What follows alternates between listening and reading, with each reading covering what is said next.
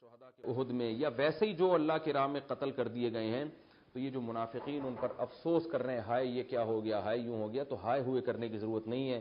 اللہ نے شہداء کے بارے میں قیامت تک کے لیے ایک اصول بیان کر دیا، وَلَا تَحْسَبَنَّ الَّذِينَ قُتِلُوا فِي سَبِيلِ اللَّهِ أَمْوَاتًا، جو لوگ اللہ کے راستے میں قتل کر دیے جائیں ان کو ہرگز مردہ گمان بھی مت کرو، بل احیاء، بلکہ وہ زندہ ہیں، عند ربہم یرزقون، رب کے پاس ان کو رزق دیا جاتا ہے۔ زندہ ہیں کیا مطلب؟ قرآن مجید میں دوسرے مقام پہ اللہ نے اس کا مفہوم بیان کیا ہے، جو ہم سورہ بقرہ میں پڑھ چکے ہیں، وَلَا تَقُولُوا لِمَن يُقْتَلُ فِي سَبِيلِ اللَّهِ أَمْوَاتٌ، فرمایا جو لوگ اللہ کے راہ میں قتل کر دیے جائیں ان کو مردہ مت کہو، وہ زندہ ہیں، وَلَٰكِن لَّا تَشْعُرُونَ، مگر تمہیں شعور نہیں ہے۔ اس میں اللہ نے بتا دیا کہ شہید کوئی خاص قسم کی زندگی ملتی ہے جس زندگی کو اس دنیا میں ہم محسوس نہیں کر سکتے، ہمارا مینٹل لیول وہاں تک نہیں، تو اس لیے ہمیں نہیں پتا وہ کیسی زندگی ہے، لیکن اتنی بات بہرحال پتہ چلتی ہے کہ شہید عام مردوں کی طرح نہیں ہے۔ علماء نے اس میں کچھ تفصیل بیان کی ہے کہ جو قرآن ہی سے پتہ چلتی ہے کہ دیکھیں حیات اور زندگی نام ہے جسم اور روح کے رشتے کا۔ میری روح میرے جسم تک، باڈی کے ساتھ جب تک قائم ہے تو میں زندہ ہوں، روح اور باڈی کا کنیکشن جب ختم ہوتا ہے تو ہم مر جاتے ہیں۔ تو اسلام سے ہمیں یہ پتہ چلتا ہے، قرآن و سنت نے ہمیں یہ بتایا ہے کہ جب بھی کوئی انسان مرتا ہے تو اسے قبر میں ثواب بھی ہوتا ہے، عذاب بھی ہوتا ہے۔ ظاہر ہے اس باڈی کو اگر ہو اور روح کو نہ ہو تو فائدہ نہیں ہے، اور اگر ہم یہ کہیں صرف روح کو ہوتا ہے باڈی کو نہیں ہوتا تو پھر قبر میں تو نہیں ہونا، روح تو علیین میں چلی جاتی ہے، یہ سجین میں چلی جاتی ہے، روح تو باڈی سے جدا ہو جاتی ہے۔ تو قرآن و سنت کی نصوص میں غور کرنے سے پتہ چلتا ہے جن میں قبر کا عذاب اور قبر کے ثواب کی باتیں ہیں، اس سے پتہ چلتا ہے کہ روح چاہے علیین میں ہو یا سجین میں، باڈی سے کتنی ہی جدا اور ممتاز کیوں نہ ہو جائے، لیکن روح کا کچھ نہ کچھ کنیکشن ہماری اس باڈی کے ساتھ ہوتا ہے جس کی پوری حقیقت ہمیں معلوم ہے۔ چاہے اس باڈی کو جلا دیا جائے، چاہے وہ پانی میں ہو، چاہے جانور کھا کے ختم کر دیں، کسی نہ کسی ذرے کے ساتھ یا باڈی کے ذرات کے ساتھ ہماری روح کا کنیکشن ہوتا ہے۔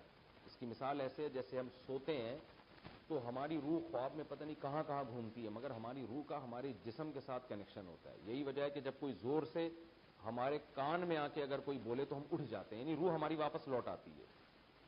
تو ایسا نہیں ہوتا، اچھا روح بالکل ایسے بھی کنیکشن نہیں ہوتا جیسے ہم جاگتی حالت میں، کیونکہ جاگتی حالت میں اگر جیسا ہمارا روح کا جسم سے تعلق ہے وہی تعلق سوتے میں بھی ہو تو پھر سوئے کیوں انسان؟ وہ تو چلنا پھرنا شروع کر دے، اس کو تو دنیا کی سب چیزیں نظر آنا شروع ہو جائیں۔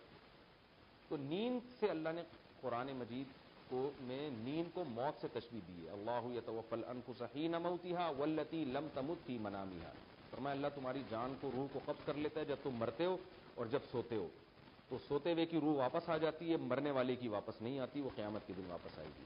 تو جیسے سوتا ہوا آدمی بستر پہ پڑا ہوتا ہے، روح پہ کیا گزر رہی ہے یہ ساتھ بیٹھے ہوئے آدمی کو پتہ نہیں چلتا، اسی طرح مرا ہوا آدمی کی باڈی سامنے پڑی ہوتی ہے لیکن اس پر کیا گزر رہی ہے یہ سامنے بیٹھے ہوئے آدمی کو پتہ نہیں چلتا۔